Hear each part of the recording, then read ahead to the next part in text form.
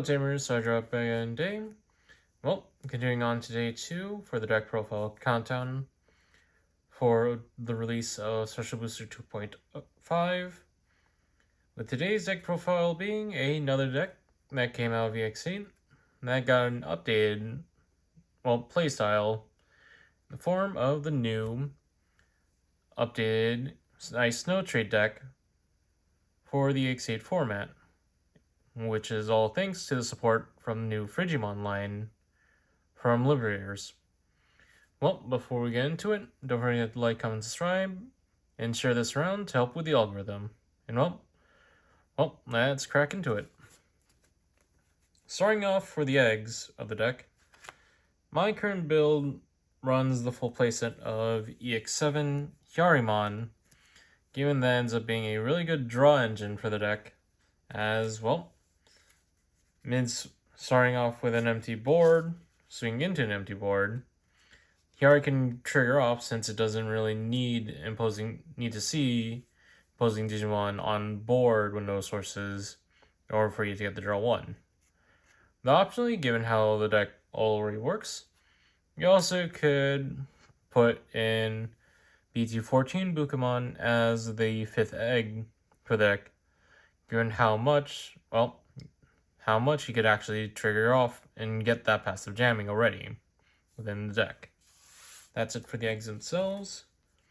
Now on to our rookie lineup.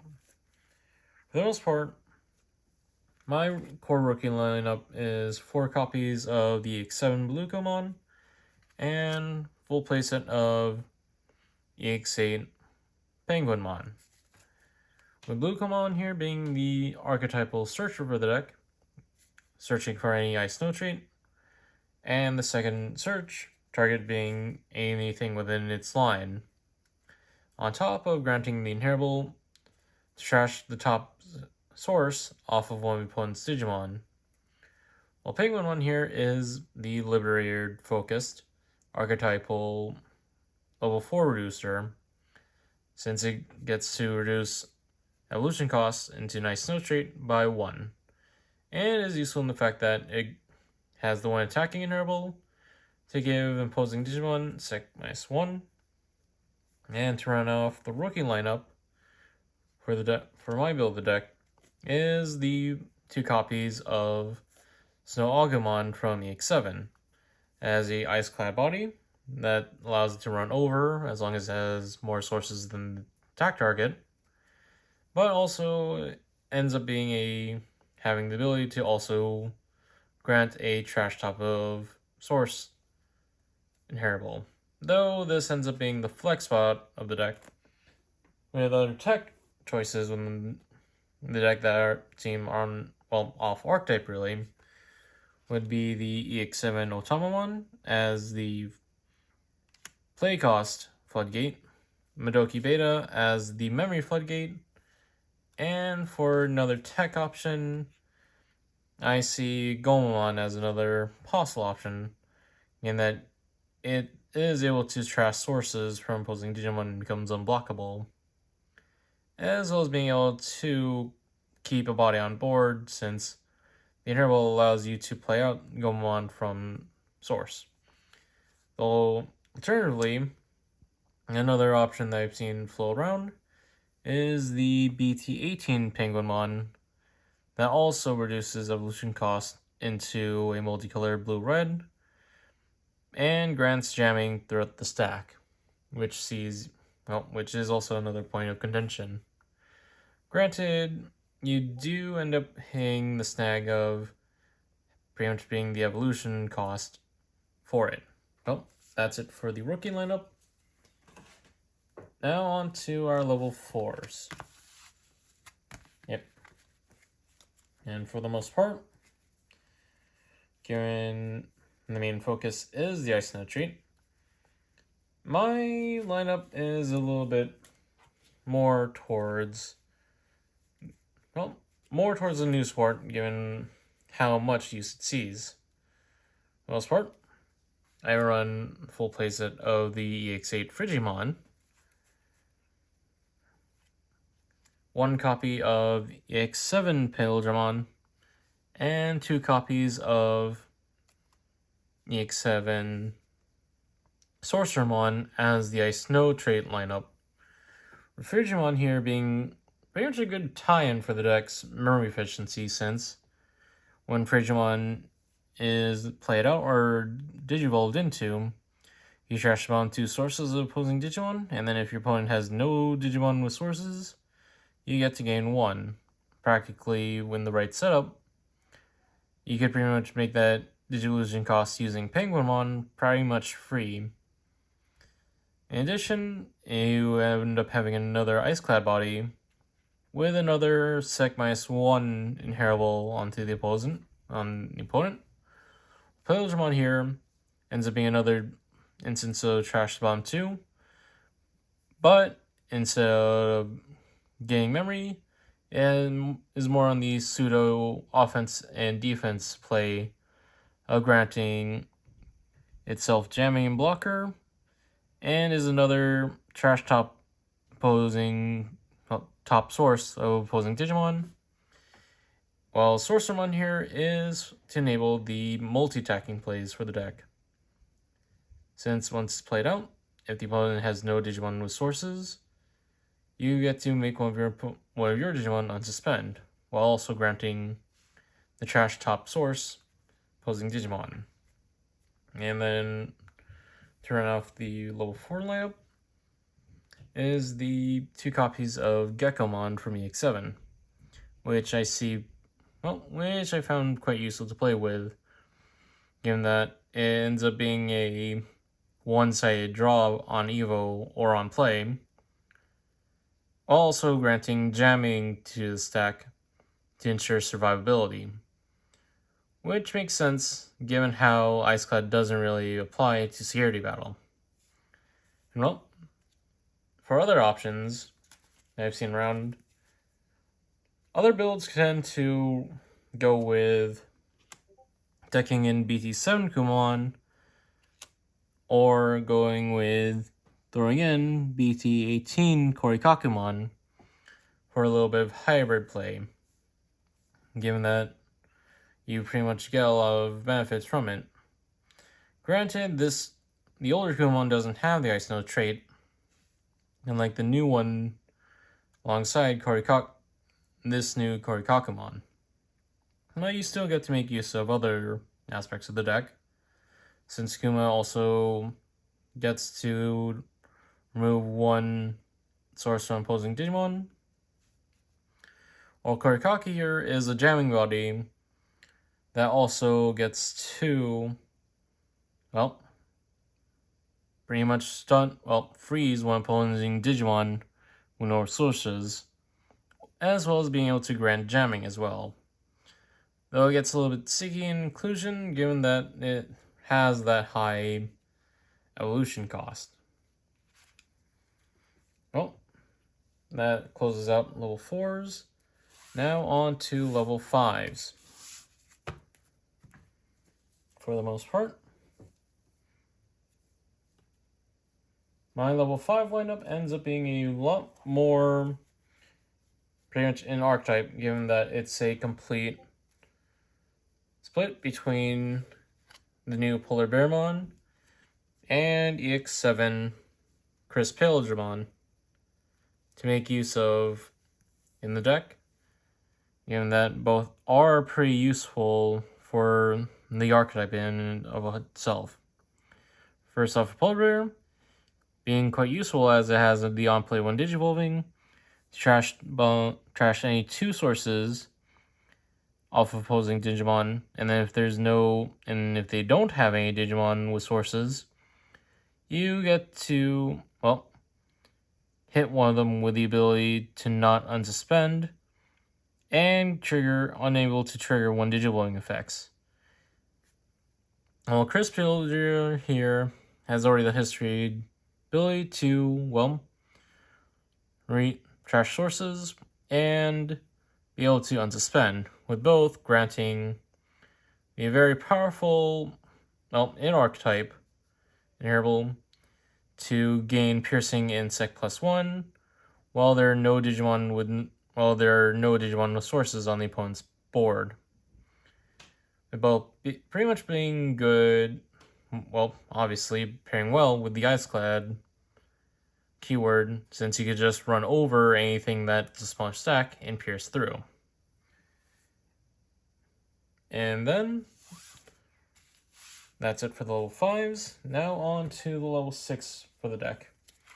My current build, pretty much seeing another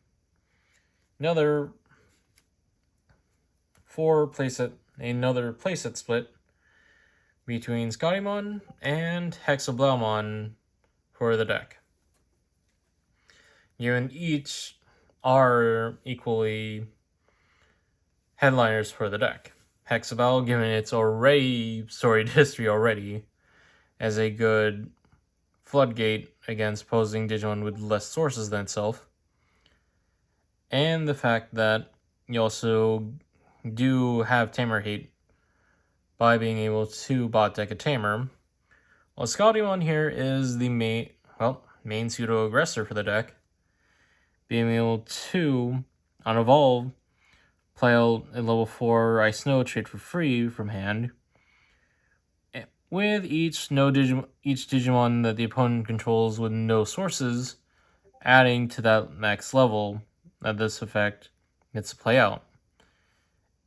Which ends up fueling Scottymon's ability to multi-attack, since you could pretty much send any Digimon on board that has no sources to its owner's security to be able to unsuspend once. And on that point, given the many options that this deck has, a few tech options I've seen would be inclusion of Ryugumon as as a way to play out your on plays for the new Frigimon line. Since Ryugu has the ability to decode a level 5 blue, that ends up meaning Polar Bearmon is ripe for abuse to make use of, since again, you'd be stripping and then hit when there's no sources, be able to hit an opposing Digimon with the ability to suspend and block it from being able to trigger any one Digivolting effects. Another thing would be the old BT5 Hexablow, given its ability to trash 2 sources from one opposing Digimon, and granted itself jamming while the Digimon opponent has a Digimon with no sources underneath itself, and has the alternate ability to freeze the opponent's Digimon from attacking or blocking. Though another Digimon that seems ripe for abuse, given the new Frigimon line, ends up being Venusmon, for good reason, since you get to trigger the ability to, have the opponent's turn effect active quite effectively, given that the new Frigimon line dishes out sec -1 on attack, which allows you to pretty much stall the turn, stop the game pretty much in your favor, since as long as the opponent, the opposing Digimons with a sec ability is active, they can't activate their one attacking or one Digivolting effects, nor attack into Venusmon herself. And that's it for level 6s. Now on to level 7 for the deck. For the most part, the only level 7 in the deck, given that it plays very well with the cell already, is obviously Imperial Dramon Paladin mode, being another option to, control board by trashing all sources from the opponent's board, to then set up for possible multi-attack, as well as being able to screw with trash as well. Although another alternative in mind that's sort of janky, it'd be Gabubond, given that you get to bot deck 2 opposing Digimon with fewer or as many sources than itself, and has the ability to multi-attack as long as you have a tamer on board. And that's it for the Digimon lineup for the deck. Now on to tamers. And for me, my tamer lineup for the deck ends up seeing me run 2 copies of BT3 Davis as the memory tamer for the deck, as well as being another searching tool for the deck to grab out most of the pieces in line, as well as possibly hitting Paladin mode. And to round out that lineup is 3 copies of Suzune, Kazuki, and 2 copies of the BT14 Joe, with Suzune being Liberator Tamer for Ice Nitrate, as well, she's the passive gain version of herself, and has the alternative effect when the opponent, when your Digimon are played out or Digivolve, and if any of them have the Ice Nitrate, by suspending her, you get to trash any one source from opposing Digimon, which actually pairs perfectly well with BT14 Joe. Since on play, you get to trash one, for the your turn's effect, really, since you gain 1 memory whenever any source is stripped from opposing Digimon, which plays which goes pretty well hand in hand with Suzune. Though, alternatively, some other options include BT7 Tomihime for the ability to enable your hybrid plays, and alternatively for the 4-cost tamer being the Sora and Joe from BT5. Since it's start of your turn, it gains you 2 memory whenever your opponent has a Digimon with no sources, as well as the ability to, strip 2 more sources whenever any of your blue Digimon attacks. And that's it for the tamer lineup. Now on to options. And for the most part, starting off, for utility-wise, I end up writing just full playset of Mental Training and 1 copy of Blue Scramble for my utility options. Since, for the most part, you are pretty much trying to build a stack, and quite quickly, I might add, that can pretty much, avalanche over most opposing Digimon that try to stop it, since Iceclad's effects pretty much allow it to run over most things, since it's only by comparing sources instead. Well, Blue Scramble here for its normal use to speed up that production, as well as being able to, be a comeback tool if your board ever gets cleared.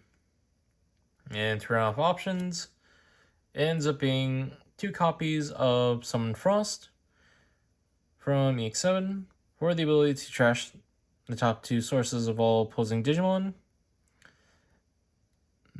and has the ability to play out a level 4 lower Ice Nitrate if it didn't trash anything, as well as being able to, blanket hold on opposing Digimon with no sources to prevent them from attacking.